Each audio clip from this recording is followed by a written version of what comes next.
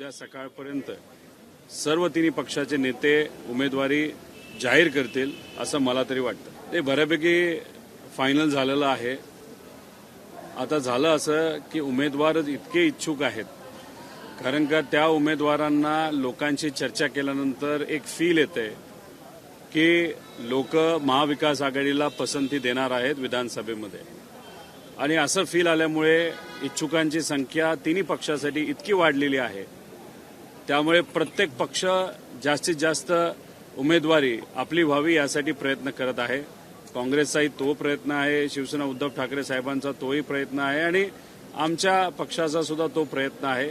आणि तिन्ही पक्ष तो प्रयत्न करत असल्यामुळे कुठेतरी सगळ्यांचीच इच्छा आहे जास्तीत जास्त उमेदवारी आपल्या पक्षाला मिळावी। पण आता फायनल लेवलला आलेला आहे आणि आज रात्री नाही तर उद्यापर्यंत कन्क्लूड होईल असं आम्हाला तरी वाटतं। आता अशी चर्चा रंगली की जर जागा वाटपावरूनच एवढे मतभेद आणि मनभेद असतील तर मग मुख्यमंत्री पदावरून काय होणार महाविकास आघाडीमध्ये? महायुतीतले नेते या बाबतीतली चर्चा करत असतील, तसं कुठेही नाही।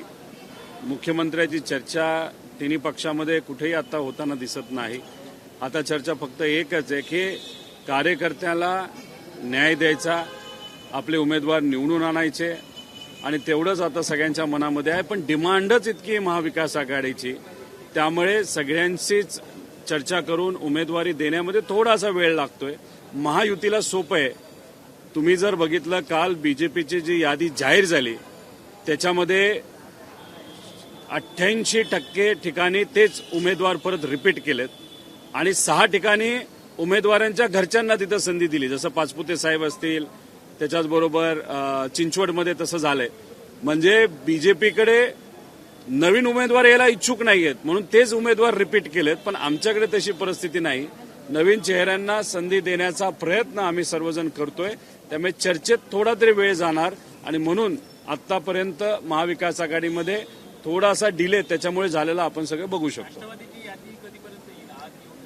आमचा सगळ्यांचा प्रयत्न आहे की तिन्ही पक्षांची यादी एकसाथ तिथं जाहीर व्हावी, आणि ती लवकरच केली जाईल। आदरणीय पवार साहेब, जयंत पाटील साहेब, सुप्रियाताई आमच्याकडनं, त्याच्याचबरोबर उद्धव ठाकरे साहेब, राऊत साहेब, शिवसेना उद्धव ठाकरे साहेबांकडनं, आणि काँग्रेसकडनं राज्यातले नेते, आणि वरून CWC जी कमिटी आहे काँग्रेसची ते निर्णय घेतील। तो फायनल आज रात्री नाही तर उद्यापर्यंत व्हायला पाहिजे असं आम्हा सगळ्यांना वाटतं। रोहित जी, हिंदी में जानना चाहेंगे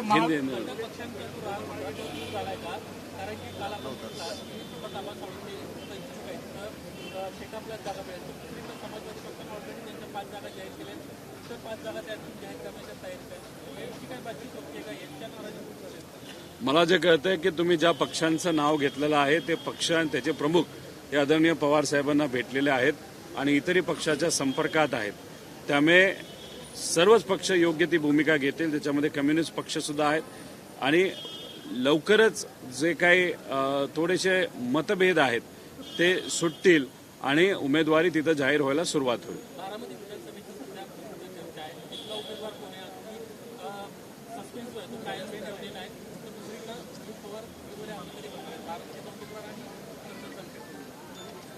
ते आता माझंही सीट अजून काही डिक्लेअर झालेलं नाही, त्यामुळे बारामतीचं मला लगेच काही सांगता येणार नाही। ती घोषणा आदरणीय पवार साहेबच करतील आणि लवकरच ती केली जाईल, आणि माझा अंदाज आहे की उद्या बऱ्यापैकी जागा ह्या जाहीर होतील। आमचे पक्षप्रमुख एबी फॉर्म तिथं आम्हा सगळ्यांना देतील, आणि मग आम्ही जाऊन तिथं एबी फॉर्म उद्यापासून ते 29 पर्यंत आपापल्या सोयीप्रमाणे तिथं भरतील असा विश्वास वाटतो। शेवटी निर्णय घेणारे मोठे नेते आहेत, पण सर्व तिन्ही पक्षांचं मत झालंय की लवकरात लवकर म्हणजे आज रात्री नंतर उद्यापर्यंत यादी ही जाहीर झाली पाहिजे। जिस तरीके से अब देखिए कांग्रेस और खासकर शिवसेना में एक मनमुटाव है, मनमुटाव दूर होता नजर नहीं आ रहा। वजह है यही है कि आपकी जो लिस्ट अभी तक नहीं आ रही। नहीं, जो भी आप बता रहे हो कि वहां पे चर्चा चल रही है, अभी इस चर्चा के लिए टाइम क्यों लग रहा है? क्योंकि महाविकास आघाड़ी से चुनाव लड़ने के लिए बहुत जन इच्छुक है। अगर आप बीजेपी के कल की यादी देखो तो 88% ये आमदार रिपीट किए गए हैं, और आगे के 10% ऐसे लोगों को टिकट दिया गया है कि जो एग्जिस्टिंग आमदार है उनके रिलेटिव है, मतलब वहां पे नए चेहरे महायुति से लड़ने के लिए तैयार नहीं है। हमारी बात ऐसी है कि लोगों का ग्राउंड पेज का जो अंदाज है वो पॉजिटिव महाविकास आघाड़ी की तरफ होने के कारण इच्छुक बहुत है, वो चर्चा थोड़ी सी हो रही है।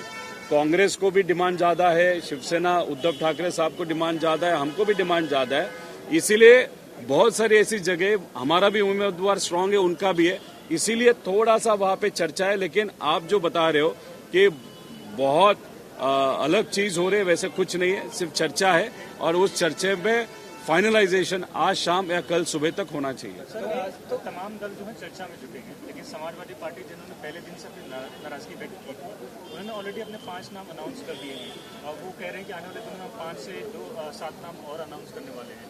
तो कैसे ना समझे कि टसल नहीं है पार्टी? देखो, संविधान बचाने के लिए, महाराष्ट्र को एक नंबर का राज्य बनाने के लिए ये जो घटक पक्ष है, ठीक है, उन्होंने शायद नाम डिक्लेयर भी किए होंगे, लेकिन संविधान टिकाने के लिए और भाजपा महायुति को सत्ता से बाहर रखने के लिए वो जो पक्ष है, शायद आगे जाके महाविकास आघाड़ी के साथ वो तो आने ही वाले, तब एक दो जगह पे उनको शायद थोड़ा सा पीछे जाना पड़ेगा, एक दो जगह पे हमको पीछे जाना पड़ेगा, लेकिन हम सबका ये फाइनल हो गया है कि महायुति को अभी महाराष्ट्र से बाहर निकालना है, महाविकास आघाड़ी को सत्ता में लाना है। इस बीच खबर ये भी आ रही है कि कांग्रेस के शीर्ष नेतृत्व ने पवार साहब को बड़ी जिम्मेदारी दी है, जो कि है उद्धव ठाकरे और कांग्रेस के बीच जो अनबन है उसे सुलझाने में। इसमें कितनी हकीकत है? देखो, ये जो सब नेता है महाविकास आघाड़ी में, सबसे एक्सपीरियंस नेता अगर किसके पास होंगे तो वो राष्ट्रवादी शरद चंद्र पवार इस पक्ष के पास है। आदरणीय पवार साहब के बारे में सबको रिस्पेक्ट है, तो अभी उनका अनुभव ज्यादा होने के कारण कांग्रेस हो या उद्धव ठाकरे साहब हो, वो डेफिनेटली साहब का मार्गदर्शन वहां पे लेंगे, खुद के पक्ष का भी वो सोचेंगे, लेकिन फाइनली आगे चुनाव साथ में लड़ने के लिए और जहां पे डिस्प्यूट है वो मिटाने के लिए पवार साहब एक बहुत बड़ा रोल प्ले करेंगे। शायद आज या कल वो मीटिंग होगी और फाइनल कल तक यादी फाइनल होगी, ऐसा हम सबको लगता है। सर, क्योंकि अपने संविधान का चर्चा है कि इस तरह से शिवसेना और कांग्रेस की बन नहीं रही, तो ऐसा भी क्या कभी कोई मौका आ सकता है कि अलग अलग सब लड़े, शिवसेना अलग लड़ने की बात करें, ये भी क्या?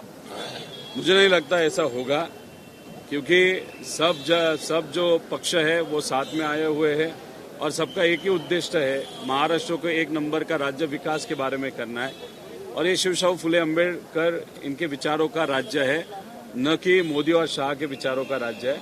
तो अभी ये जो नया विचार, जो गुजरात से आया हुआ विचार, महाराष्ट्र भूमि पे जो प्रेशराइज करने का प्रयास महायुति से हो रहा है, इसको हटाने के लिए हम सब साथ में ही लड़ेंगे महाविकास आघाड़ी करके। अमित शाह और संजय राउत की कहीं मुलाकात हुई थी कुछ महीनों पहले, इस तरह की खबरें बाहर लगी हैं, ये कहीं ना कहीं से प्लांटेड है या ये हवे की चर्चा है, उसमें कुछ भी तथ्य नहीं है, इसीलिए जो चर्चा और बीजेपी इस चर्चा को और हवा देने के लिए बहुत माहिर है, क्योंकि उनको फेक नैरेटिव स्प्रेड करना बीजेपी को बहुत जबरदस्त जमता है, तो उनकी बात हो गई। लेकिन राउत साहब ने खुद कहा है कि ऐसे कुछ नहीं हुआ था, कांग्रेस ने भी कहा है कि वो भूमिका हमने कभी बोली नहीं थी, वो सिर्फ चर्चा है और वो चर्चे का अगर उगम आपको देखना है या स्टार्ट अगर देखना है तो वो बीजेपी है। क्योंकि आपने संविधान बचाने की बात की थी, सीजीआई ने कल एक कमेंट किया है, उन्होंने कहा कि राम मंदिर अयोध्या का फैसला लेने से पहले हमने भगवान को याद किया, हमारी पूरी जो बेंच है स्ट्रेस में थी, ऐसे हमने भगवान को याद किया और फैसला लिया। आप उनके बयान को कैसे देखते हैं? देखो, भगवान हो, अल्लाह हो, सब व्यक्ति को उस पर विश्वास रखने का अधिकार है। संविधान ऐसे नहीं कहती कि भगवान को आप स्वीकारो व न स्वीकारो, आपकी वो चॉइस है, इसलिए उसको और संविधान को डायरेक्टली रिलेट करना मुझे उचित नहीं लगता। और दूसरी बात है, वो पूरा स्टेटमेंट मैंने अभी तक सुना नहीं, इसलिए उस पर डायरेक्टली और डिटेल में कमेंट करना उचित नहीं होगा, ऐसा मुझे लगता है।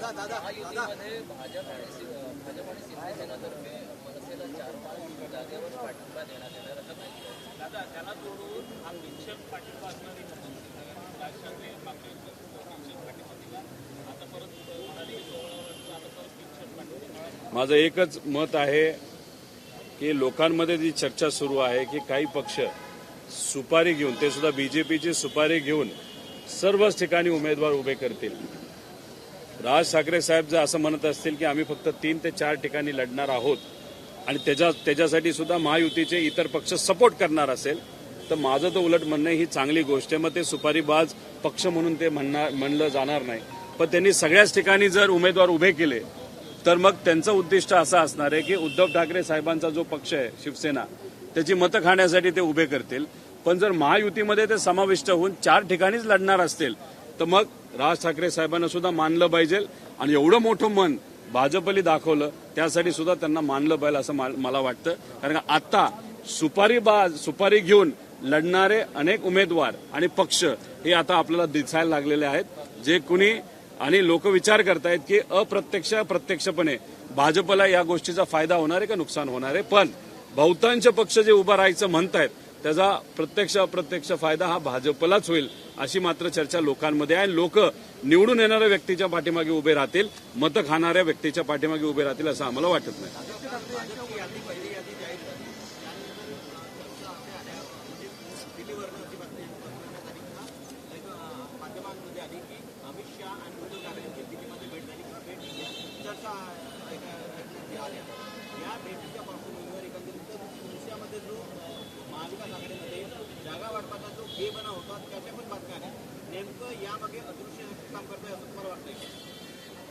खोटी बातमी एखादी पसरवायची असेल तर त्याच्यामागे अदृश्य शक्ती फक्त एकच आहे, ते म्हणजे भाजप.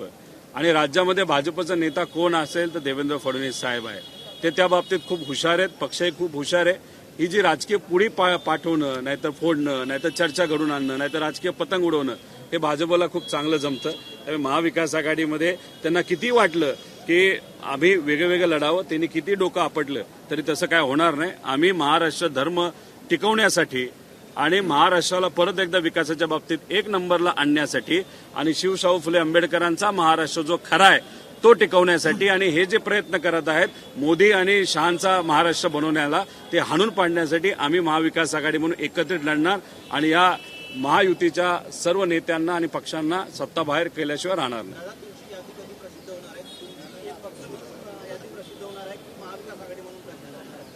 एकत्रित लढतोय अपेक्षा आहे. महाविकास आघाडी म्हणूनच आमची यादी लवकरात लवकर ही प्रसिद्ध होईल.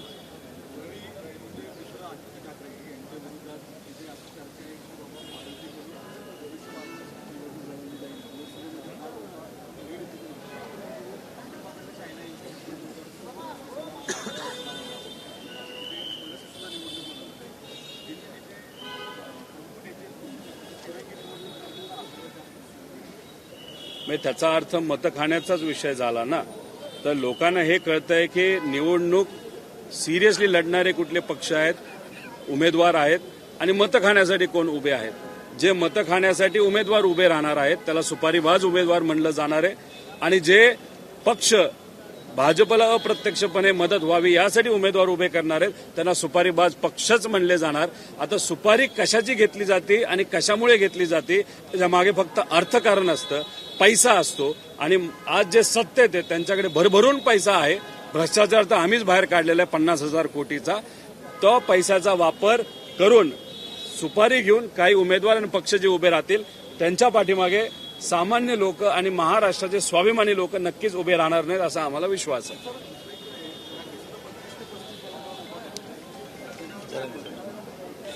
आता तशी भूमिका त्यांनी स्पष्ट केली नाही केली हे मला तरी माहीत नाही. पण तुमच्या माध्यमातून ज्या बातम्या आम्हाला कळालेल्या आहेत त्यांनी फक्त भूमिका एवढी स्पष्ट केलेली आहे की व्यक्ती बघून आम्ही पाठिंबा तिथं देऊ, उमेदवार आम्ही उभे करणार नाही असं कुठेतरी बोललेत असं आम्हाला तुमच्या मीडियाच्या माध्यमातून कळलेलं आहे.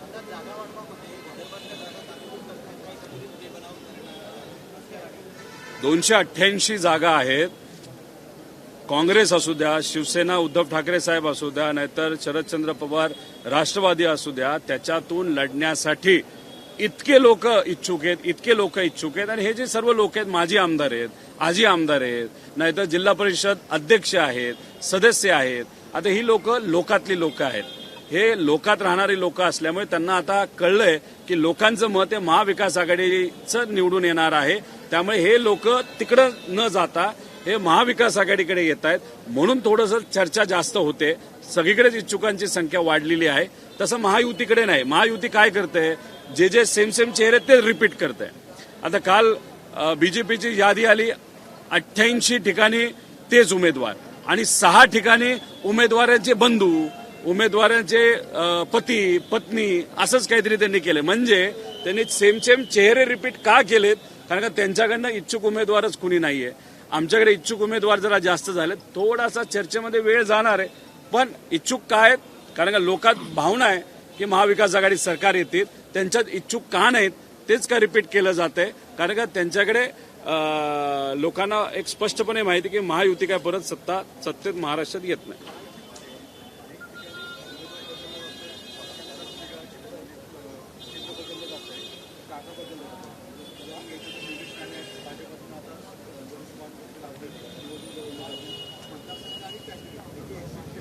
निलेश राणेंच्या बाबतीत जर आपण बघितलं तर मी जे म्हणतोय तेच होताना दिसतंय. निलेश राणेंचे वडील एक मोठे नेते आहेत. ते कुठल्या पक्षात आहेत तर ते भाजपमध्ये आहेत आणि त्यांना मोठं पद सुद्धा आहे. मग भाजपमध्ये असताना एखादा नेता, त्यांचा मुलगा जर शिंदे गटातून लढत असेल, त्याचा अर्थ मी जे म्हणतो तेच आहे की महायुतीमध्ये भाजपची ताकद कमी होत चालली आणि शिंदे साहेबांची ताकद वाढत चाललेली आहे. आता हे कुठेतरी त्यांनी मान्य करावं. आणि म्हणून तुम्हाला सांगतो की या इलेक्शनमध्ये महायुतीमध्ये इतकी गडबड झालेली आपल्या सर्वांना बघायला मिळेल आणि त्याच्यात भाजप हे स्वीकारत नाही की शिंदे साहेबांची ताकद वाढली, पण खऱ्या अर्थाने वाढलेली आहे. त्यामुळे येत्या काळामध्ये आपण जर बघितलं तर भाजप शिंदे गटातल्या आमदारांना कमीत कमी जागा त्यांच्या कशा निवडून येतील याचा प्रयत्न करतील, तसंच शिंदे साहेब तिथं करतील. आणि ह्या सगळ्या गोंधळामध्ये जे काही 120 वर आकडा हा महायुतीचा जायचा विचार, नाहीतर सर्वे म्हणत आहे तो कदाचित 100च्या आसपास अडकेल का काय असा वाटायला लागलेला आहे. आणि शहा साहेबांना सुद्धा आता हे माहिती झाले की शिंदे साहेबांची ताकद तिथं वाढलेली आहे. म्हणून प्रत्यक्ष अप्रत्यक्षपणे प्रत्येक स्टेटमेंटमध्ये ते सांगतायत की शिंदे साहेबांना संधी ही दिली जाणार नाही. पण विषय एवढाच आहे की जर देवेंद्र फडणवीस साहेबांचा चेहरा मुख्यमंत्री म्हणून आता आणला तर परत 20-30 आमदार कमी होतील का काय भाजपची, अशी पण चर्चा असल्यामुळे भाजप कुठलाही चेहरा पुढे करणार नाही, पण महायुती सत्तेत येणार नाही असं आम्हाला वाटतं.